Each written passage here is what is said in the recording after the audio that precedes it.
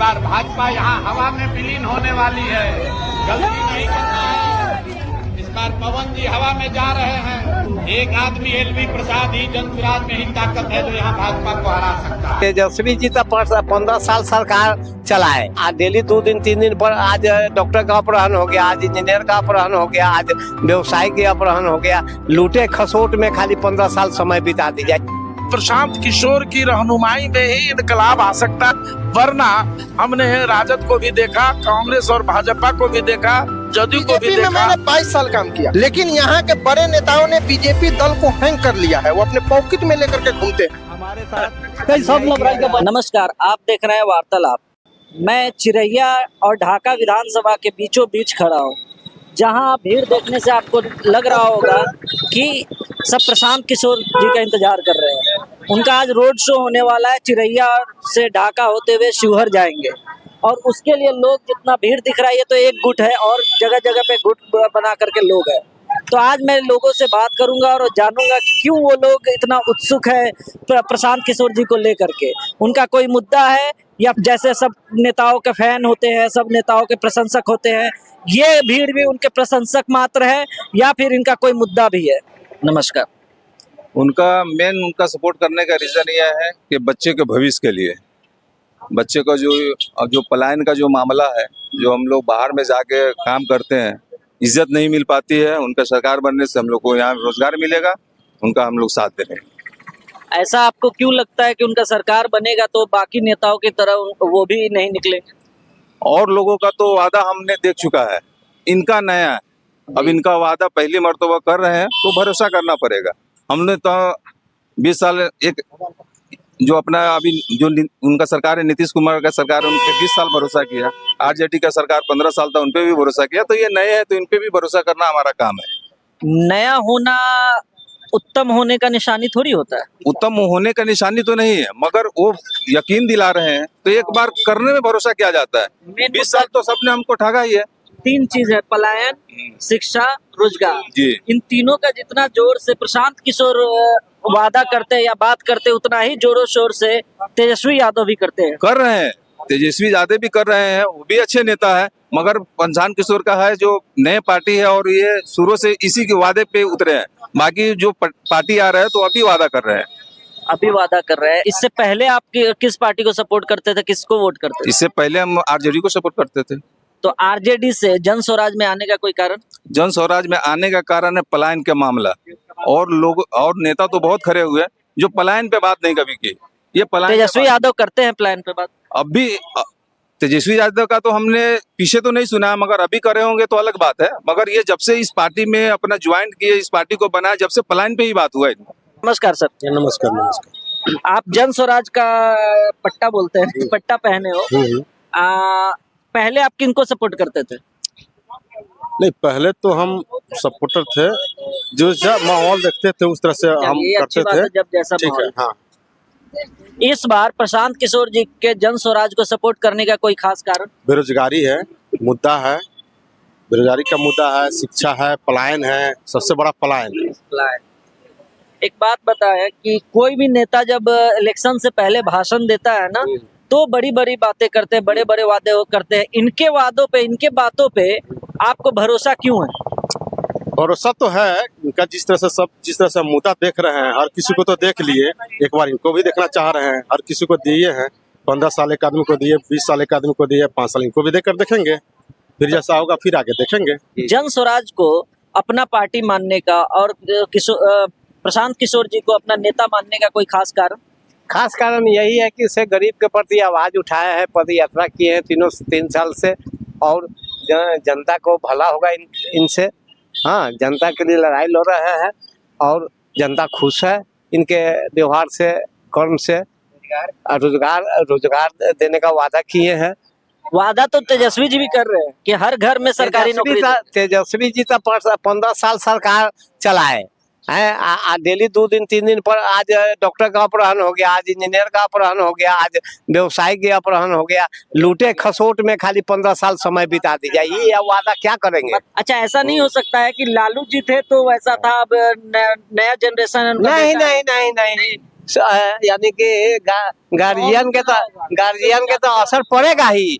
एक समय के बात है कि गांधी जयंती समारोह हुआ था, मुख्यमंत्री जी का प्रोग्राम था मोतिहारी में नीतीश कुमार जी का, तो मुख्यमंत्री तो हेलीकॉप्टर से आई, बाई कार जैसे आए, और आए तो सारा लोग माला ले लेके तैयार था उनसे मिलने के लिए।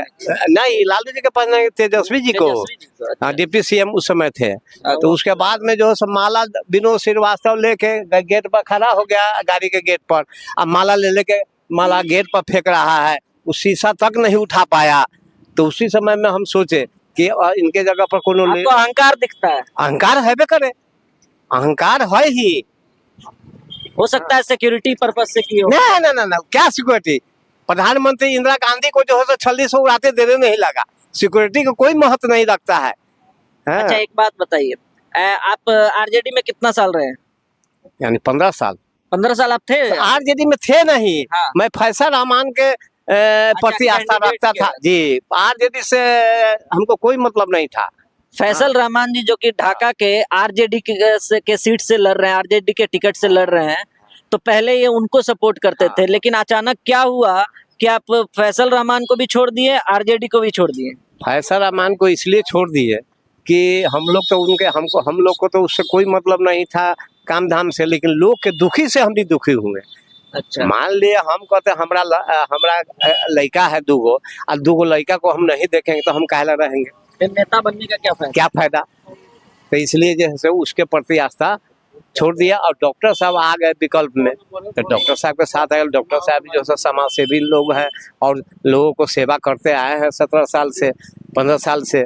तो इनके प्रति हम लोग आस्था रखें कि सर के आने से लोगों को फायदा होगा, घाटा नहीं हो सकता है। 12 बजे रात के जरूरत पड़ेगा तो सर से जो सो भेंट करने जा सकता है, काम कर सकता है लोग, और जनता खुश रहेगा। हम लोग का सबसे भारी मुद्दा है रोजगार और पलायन। सबसे भारी मुद्दा नौजवान है तो सबसे इम्पोर्टेंट आपके लिए यही है। आप क्या करते हो? हम लोग पढ़ाई करते हैं। क्या पढ़ रहे हो? ग्रेजुएशन अभी है। तो अगर प्रशांत जी का सरकार आता है जी, तो आपका मतलब जो पढ़ रहे हैं, आपके ग्रेजुएशन के बाद आपको नौकरी पक्का है? पक्का है। और तेजस्वी जी जो कह रहे हैं कि हर घर में सरकारी नौकरी, नहीं, तो इससे पहले भी वो कितना दिन से उनका था ही ना सरकार, तो कुछ नहीं कर पाए। तेजस्वी को तो मौका दिया गया था, 15 साल अपने सरकार बनाए, सब कुछ किए, लेकिन तो कुछ कर नहीं पाए। तो लालू जी का ही लड़का ना है, किसी और का थोड़ी है। और भी हम लोग का झांसा में लाकर ये रोजगार देंगे, नौकरी देंगे, कहाँ कुछ मिला हम लोग का? कुछ नहीं मिला। देखिए भैया, 2 बार मौका दे दिया गया है, समझ गए ना? आरजेडी और भाजपा को 2 बार मौका दिया गया है, लेकिन ये जो है ना फर्स्ट बार आए हैं, इनको मौका दे करके हम लोग 5 साल देखना चाह रहे हैं।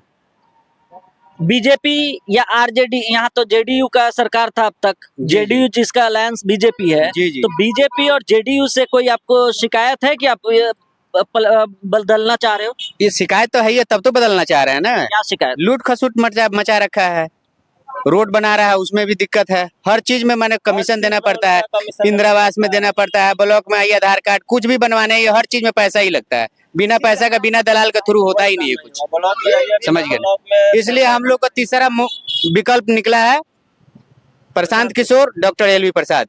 लेकिन प्रशांत किशोर जी जो पहले बीजेपी को, नरेंद्र मोदी जी को जिताए हैं, नीतीश कुमार को जिताए हैं अपने रणनीति से, जी। तो आपको क्या लगता है कि उनका रणनीति अपने लिए अलग कैसे होगा? क्योंकि बनाए तो वो दावा भी करते हैं कि बनाए तो उन्होंने खुद ही है। जी, इस चीज को मैं भी मानता हूँ कि अगर आपके यहाँ कोई बंदा नौकरी करता है तो कल बेला यदि उसके पास नॉलेज हो जाता है तो खुद का फैक्ट्री खोल सकता है। जैसे प्रशांत किशोर है, कल किसी को राजनीतिक करने के लिए अपना कुछ भी लिख कर देते थे तो भाषण में चाहे कहीं भी यूज करता था। आज प्रशांत किशोर सोचा कि ये लोग को मैं दे रहा हूँ, इसको गलत उपयोग कर रहा है, इसको वजह से खुद का मैं सामने आया और पब्लिक में बात रखा, इसके लिए पब्लिक जो कहा उस तरह तैयार है वो। सबसे पहले मैं आपका इंट्रोडक्शन चाहूंगा कि आप किस पोस्ट पे सेवा कर रहे हैं इस पार्टी का? मैं जनसुराज का स्थापन काल से प्रदेश मुख्य प्रवक्ता रहा हूं। पिछले दिनों दुर्घटना में घायल होने के बाद मैंने वो बड़ी जिम्मेदारी को छोड़कर उसमें ही छोटी जिम्मेदारी ली है और प्रदेश प्रवक्ता के दायित्व का निर्वहन कर रहा हूं। मेरा नाम संजय कुमार ठाकुर है और मैं इसी चंपारण जिले के ढाका विधानसभा क्षेत्र के पचपकड़ी गांव का रहने वाला हूं और पटना में रहकर जन सुराज की खिदमतदारी करता रहा हूँ। इधर पिछले कुछ दिनों से ढाका और चिरैया विधानसभा क्षेत्र के उम्मीदवारों को विजयी बनाने के अभियान के लिए मैं यहाँ कैंप किए हुआ हूँ और इनके लिए जनता से अपील कर रहा हूँ, मोटिवेट कर रहा हूँ और जनता को ये बताने का प्रयास कर रहा हूँ कि प्रशांत किशोर की रहनुमाई में ही इनकलाब आ सकता है, तब्दीली आ सकती है। वरना हमने राजद को भी देखा, कांग्रेस और भाजपा को भी देखा, जदयू को भी देखा, किसी ने बिहार और बिहारियों के भलाई के दिशा में कोई बेहतर काम नहीं किया है। सब लोगों ने डपुरसंखी रवैया रखा और लूट खसोट भ्रष्टाचार इन दलों की नियति बनी हुई है। इसलिए जनसुराज इन दोनों के खिलाफ बिहार में एक नए सिरे से एक नए जंग का ऐलान कर चुका है।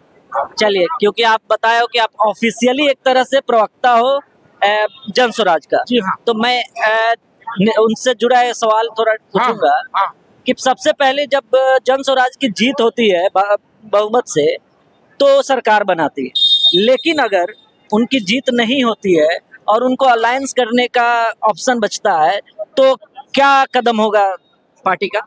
हमारा पार्टी का कदम स्पष्ट है कि न हम चुनाव से पहले किसी से समझौता किया है और न चुनाव के बाद किसी से गठबंधन करेंगे, किसी से समझौता करेंगे। हम अकेले रहेंगे और विरोधी की अगर सरकार बनाने में हम कामयाब नहीं हुए तो हम विरोधी दल की भूमिका का कुशलतापूर्वक निर्वहन करेंगे। अगर हमारी सरकार बनी, हमारी हुकूमत कामयाब हुई, जनता की सरकार बनी, तो जो हमारी घोषणाएं हैं, जो हमारे प्रांतीय नेतृत्व और सर्वमान्य नेता, इसके सूत्रधार, जननायक, लोक नायक आदरणीय प्रशांत किशोर जी ने जो वादा जनता के लिए किया है वो काम हम पर प्राथमिकता के आधार पर। अकेले चले थे जानिबे मंजिल मगर लोग आते गए, कारवां बनता गया। ये देख रहे हैं आप किस तरह से कारवां बन रहा है। ढाका में शुरुआती दौर में जब प्रशांत जी पद यात्रा कर रहे थे तो लोग खिल्लियां उड़ा रहे थे, मजाक कर रहे थे, ये भी मेहनत करेंगे, भाग के चले जाएंगे। लेकिन आज जिस जामवंत के जांग की तरह पैर अड़ा करके जिस तरह से प्रशांत किशोर बिहार की सियासत में मजबूती से खड़ा है, आज दोनों दलों की चूल्हे हिल रही हैं। भाजपा सांप्रदायिकता को नेस्तनाबूद करना हमारी प्रायोरिटी है, तो जातिवाद को भी समाप्त करना हमारी प्राथमिकता में है। राजद जहां जातिवादी पार्टी है, वहीं भारतीय जनता पार्टी सांप्रदायिकता फैला करके जनता को गुमराह करती रही है अब तक। अब आप देख रहे हैं बिहार में जय जय बिहार का नारा गूंज रहा है और जो भारतीय जनता पार्टी जिस नारे के सहारे चुनाव मैदान में आती थी वो नारा वो भूल चुकी है और बिहार का नारा, बिहार की बातें अब सबके जेहन में घुस गई है। हमें कट्टरता की संस्कृति से बाहर निकालना है समाज को और समाज में सद्भाव, सामाजिक सांप्रदायिक सद्भाव, मिल्लत एकता की बात जनसुराज करती रही है, क्योंकि जनसुराज गांधीवादी दृष्टिकोण को अपना करके अपनी राजनीति की शुरुआत करी। आप जनसुराज को ज्वाइन किए, जनसुराज को ही चुनने का कारण? प्रशांत जी का विजन, प्रशांत जी का जो विजन है वो हम लोग को पसंद आई उनकी, और बिहार के वर्तमान शासन से और पूर्व के शासन से उबकर हम लोगों ने विकल्प के रूप में प्रशांत जी को चुनने का काम किया। विकल्प की जरूरत क्यों पड़ी? इसलिए कि हम लोग के पास जाए तो जाए कहाँ, कौन है मेरा, कौन है बिहार के नौजवानों का दर्द सुनने वाला। 15 साल जंगल राज के नाम पर हम लोग को लूटने का काम किया गया।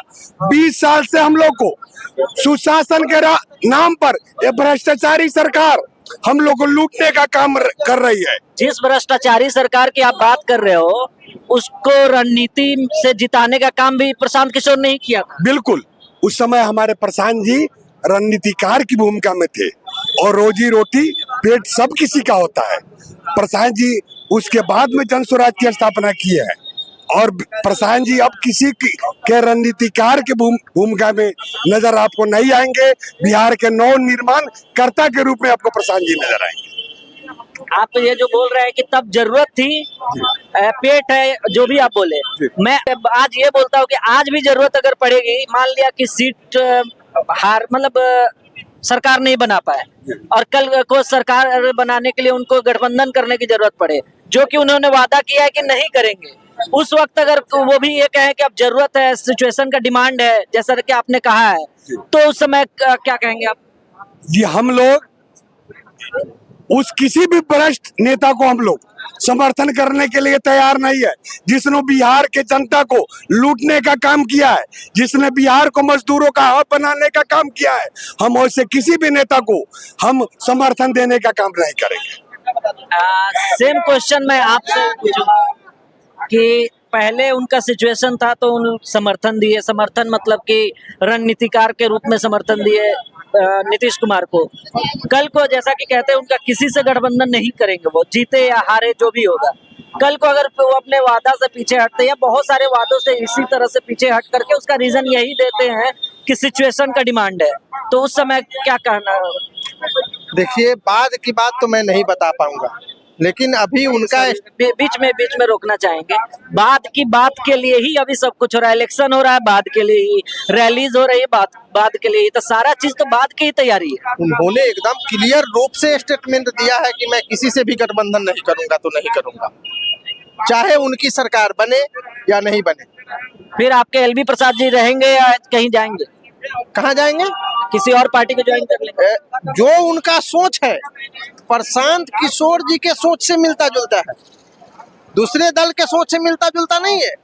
अब हम लोगों ने दोनों दल को देख चुके हैं, दोनों दल को झेल चुके हैं, तो ये प्रशांत किशोर के विचार से सहमत होकर के हम लोग यहाँ आए हैं। ऐसा नहीं है कि प्रशांत किशोर के दल में शामिल हुए हैं, उनके विचार से प्रभावित होकर के हम लोग आए हैं।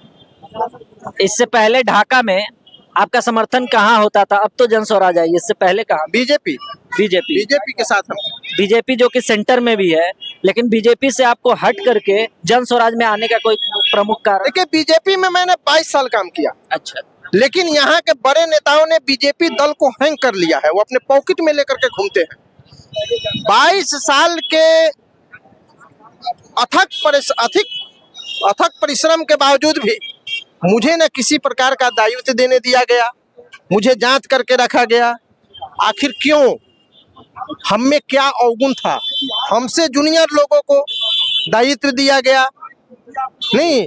ये सब बहुत सारी कारणें हैं। हमसे लोग भयभीत रहते हैं कि ये कहीं विधायक के न चुनाव लड़ जाए, इनकी जनसंख्या अधिक है। क्यों ना लड़ेगा भाई, ये चाहे तो लड़ेंगे। हमारी औकात नहीं है विधायक का, फिर भी वो लोग डरते हैं, तो मैं क्यों साथ रहूं? हमारे मुखिया में भी मेरा विरोध किए, हमारा वोट कटवा दिए, हर जगह हमको जांचने का प्रयास किया जा रहा है, तो वैसे दल के साथ मैं क्यों रहूंगा? जो हमारे साथ हमारे दुख सुख में रहते हैं, मैं भी उनके साथ हूँ। मैं आप ये समझ सकता हूँ कि आप अपने पर्सनल कारणों से आप पार्टी बदले? नहीं, तो ऐसा बीजेपी से जनरल वे में कौन सा गलती है जो कि जन स्वराज से नहीं? देखिए, जब मैं मुखिया होकर के पंचायत के भ्रष्टाचार को रोक सकता हूं, तो क्या आप विधायक होकर के प्रखंड के भ्रष्टाचार को रोक सकते हैं कि नहीं? जबकि आपको विधानसभा में आवाज उठाने का पावर है, आपको पूरी शक्ति दी गई है, क्या फिर भी आप करप्शन को नहीं रोक पाए? जो यहाँ गरीबों के साथ अत्याचार हो रहा है, प्रखंड में आप चले जाइए, किसी भी प्रकार का आप काम कराइए, बिना पैसा का नहीं होगा। यहाँ सरकारी नौकर जो है वो बैठ करके रहते हैं और किसी का काम करते हैं तो उसके एवज में उसको पैसा चाहिए। बिना पैसा का कोई वर्क नहीं हो रहा है। आखिर क्यों? हम लोगों ने 10 सालों तक उनको समझाया बुझाया, लेकिन कोई फर्क नहीं पड़ा। तो लोग हम लोगों को गाली देते हैं ना। हम लोग वोट मांगने जाते हैं फील्ड में, कार्यकर्ता के बल पर कोई विधायक बनता है। आप अपने नेता को अगर थोड़ा देर के लिए साइड करते हैं, मतलब कि दिमाग से बाहर निकालते हैं, अगर मान लो कि जन स्वराज नहीं आया होता तो आपके पास प्रमुख रूप से 2 दावेदार थे, पवन जायसवाल, फैसल रहमान, तीसरा मान लेते हैं राणा रंजीत जी, तो आपका मत किधर जाता? देखिए, अपनी बार हम बागी बीजेपी भी लड़ने वाले थे, मैं खुद लड़ने वाला था, समझे। मैं बागी बीजेपी बनकर अपनी बार लड़ता मैं, और एहसास कराता कि आप मेरे नेता हैं, फिर भी कार्यकर्ता का अगर बात आप मान नहीं रहे हैं, गरीबों के दुख दर्द को नहीं समझ रहे हैं, तो मैं आपका बागी बनूंगा तो बनूंगा। मेरा 42 साल उम्र है, मैं किसी को अभी तक वोट ही नहीं दिया। आज तक आप वोट नहीं किए हो? किसी को वोट नहीं दिया। कोई कारण?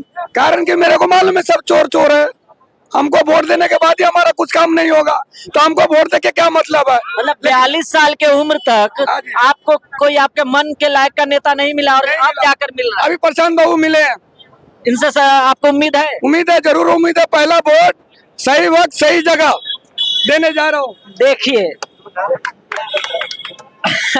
42 साल के उम्र में पहली बार ये वोट देने जा रहे हैं और वो देने जा रहे हैं प्रशांत किशोर के जन स्वराज। सही जगह और सही वक्त। लेकिन आपने नोटा क्यों नहीं दबाया अब तक? कोई मतलब, हमको मतलब ही नहीं ना, नोटा दबा के भी मतलब नहीं है। क्यों? हमको मालूम है सब वैसे ही वही बनने वाले, एक भी अगर वोट उनको मिलेगा तो वही सरकार चलाएंगे। मतलब कहीं भी बटन दबाएंगे अब उनको ही है।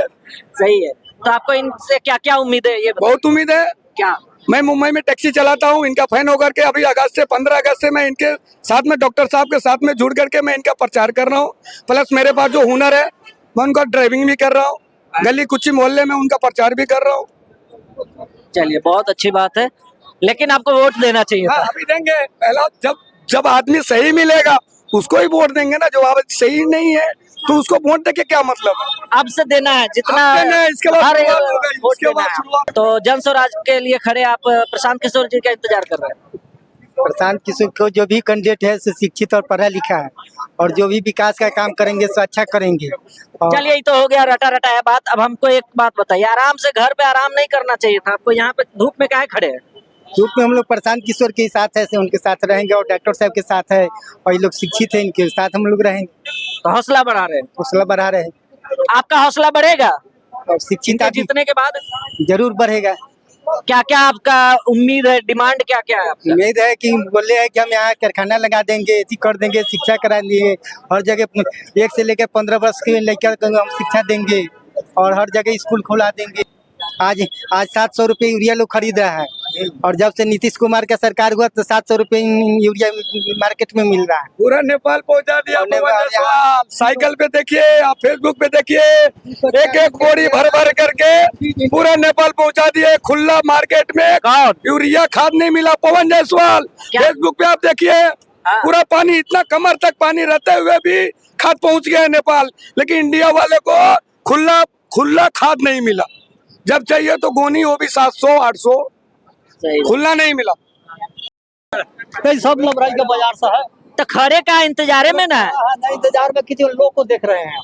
अच्छा अच्छा, दूसरा बात करेंगे, पॉलिटिक्स बात नहीं करेंगे, दूसरा बात करेंगे। जन सेवा का तो बात कर सकते हैं, समाज की तो बात कर सकते हैं। समाज की बात कर सकते हैं। आपको क्या लगता है कोई भी जीत कर आए, समाज में अभी किस चीज की जरूरत है? इधर से समाज में तो बहुत कुछ का जरूरत है।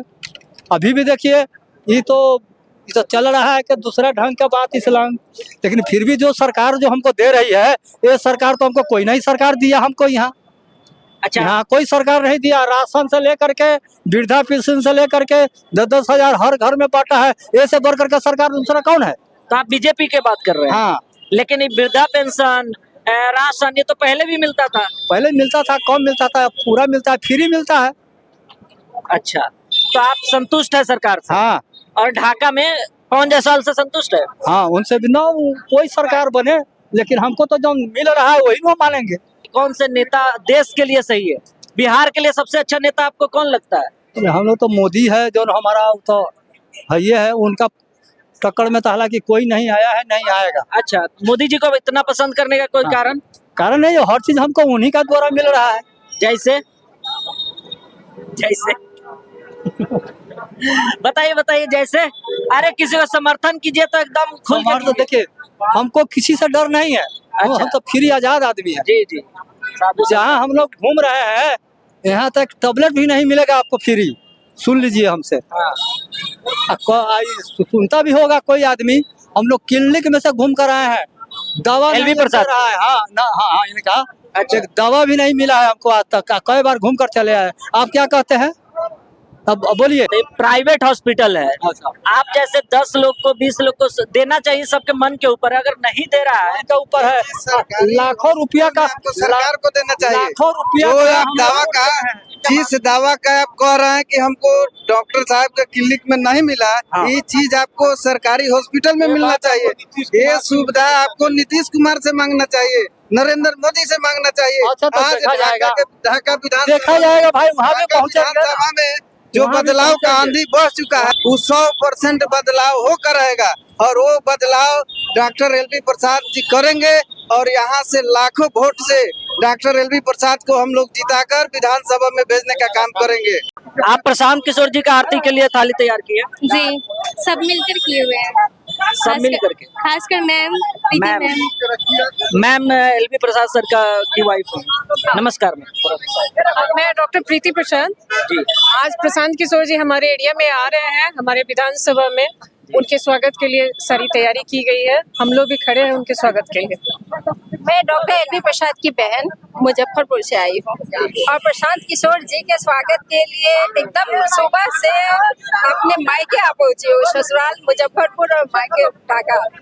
और मुझे बहुत अच्छा लग रहा है कि मेरे भाई साहब मुजफ्फरपुर से जन सुराज से जुड़े हैं और एक बहुत ही अच्छे कैंडिडेट। नहीं, मुझे लगता है कि जन सुराज के जो सूत्रधार प्रशांत किशोर जी है, तो ये शिक्षा के क्षेत्र के लिए बिहार के बदहाली को बदलने के लिए जो बीड़ा उठाया, इसने कदम जो उठाया, ये काबिले तारीफ है। कि जैसे बिहारी होने का एक होता है ना कि बाहर जाए बिहार से, तो सभी बोलते हैं कि क्या बिहार से हो आप? तो एक अजीब टाइप का फीलिंग आता है कि क्यों बिहार को ऐसा पिछड़ा हुआ लोग सोचते हैं। तो हम लोग भी उम्मीद रखते हैं कि बिहार, हमारा बिहार एक अदर स्टेट की तरह अग्रणी स्टेट में शामिल हो। यहाँ भी इससे पहले जब प्रशांत किशोर जी का बिहार में उनका पार्टी इस तरह से कार्यरत नहीं था, तो इससे पिछले इलेक्शन में आप लोग का समर्थन कहाँ था? हम लोग का समर्थन तो अभी मैं इस बात का जवाब नहीं देना चाहूंगी। अभी हम लोग प्रशांत जी के साथ हैं, हमारे आदरणीय प्रशांत जी आ रहे हैं, उनके स्वागत में हम लोग खड़े हैं। देखिए, हमारे फादर भी मुखिया रह चुके हैं जी, समाज सेवी रह चुके हैं और ये एक ब्लड में है जी। और एक डॉक्टर होने के नाते वो समाज सेवी है और समाज की सेवा करते हैं। तो मुझे लगता है कि वो समाज की बेहतर परिस्थिति से वाकिफ है। और आप कुछ कह रही थी? मैं डॉक्टर एलवी प्रसाद की भाभी हूँ, तो मुझे भी लग रहा है ये इतने सालों से है ना सेवा कर रहे हैं डॉक्टर एलवी प्रसाद, तो उनको भी एक मौका देना चाहिए। ये तो जनता को आप अपील कर सकती हैं, लेकिन चलिए, आप जब अपील कर रही तो ये भी बता दीजिए कि आप उनको बचपन से तो जान नहीं रहे जैसे ये जान रही होंगी, आप बाद में जान रहे हैं, तो आप उनको कैसा स्वभाव के पाते हैं?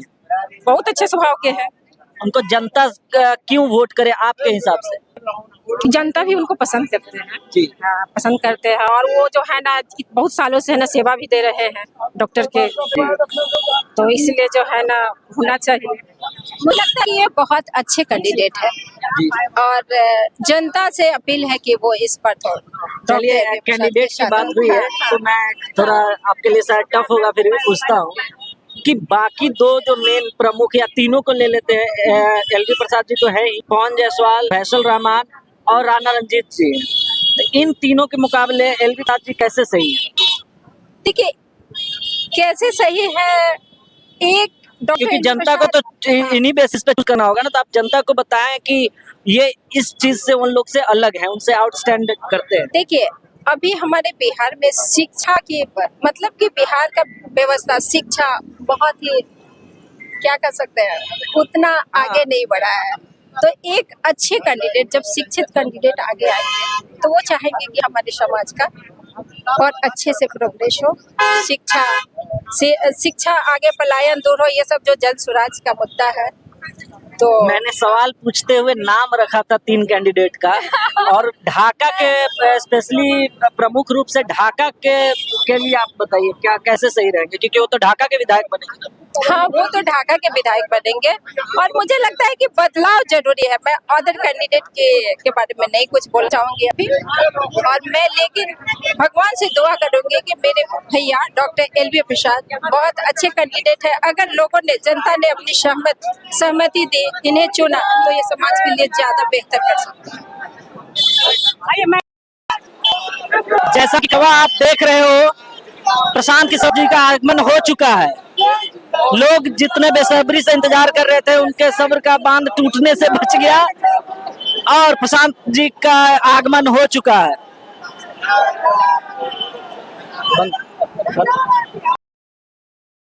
जय बिहार, जय बिहार, जय बिहार, जय बिहार। गठबंधन और महागठबंधन के आपके प्रत्याशी को जानने से इनकार कर रहे हैं, नहीं पहचानते हैं। गठबंधन और महागठबंधन के प्रत्याशी कौन है? यहाँ पर लड़ाई सीधे जहाँ भाजपाई जायसवाल जी, क्या नाम है उनका? पवन जायसवाल। पवन जायसवाल। पवन जायसवाल इस बार हवा में, पवन का मतलब होता है हवा, इस बार हवा में उड़ने वाले। जन स्वराज की विचारधारा से, जन स्वराज के इस ईमानदार प्रयास से और डॉक्टर साहब के पुरुषार्थ पराक्रम से इस बार भाजपा यहाँ हवा में विलीन होने वाली है। गलती नहीं करना है।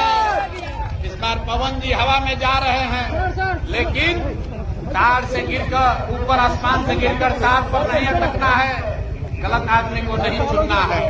एक आदमी एलवी प्रसाद ही जन स्वराज में ही ताकत है जो यहाँ भाजपा को हरा सकता है। सर बिहार की बात तो हमेशा होती है, बिहार की बात होती रहती है। आज ढाका के धरती पे है, ढाका के लिए क्या वादा करते हैं?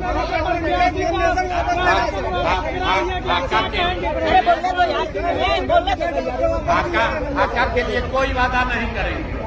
ढाका के लिए एक वादा करेंगे कि आपको एक अच्छा ईमानदार स्वच्छ सभी का आदमी प्रतिनिधि के तौर पर दे रहे हैं, इनको जिताइए, अगले 5 वर्ष सुकून में आपका जीवन बीतेगा, यही वादा करते हैं।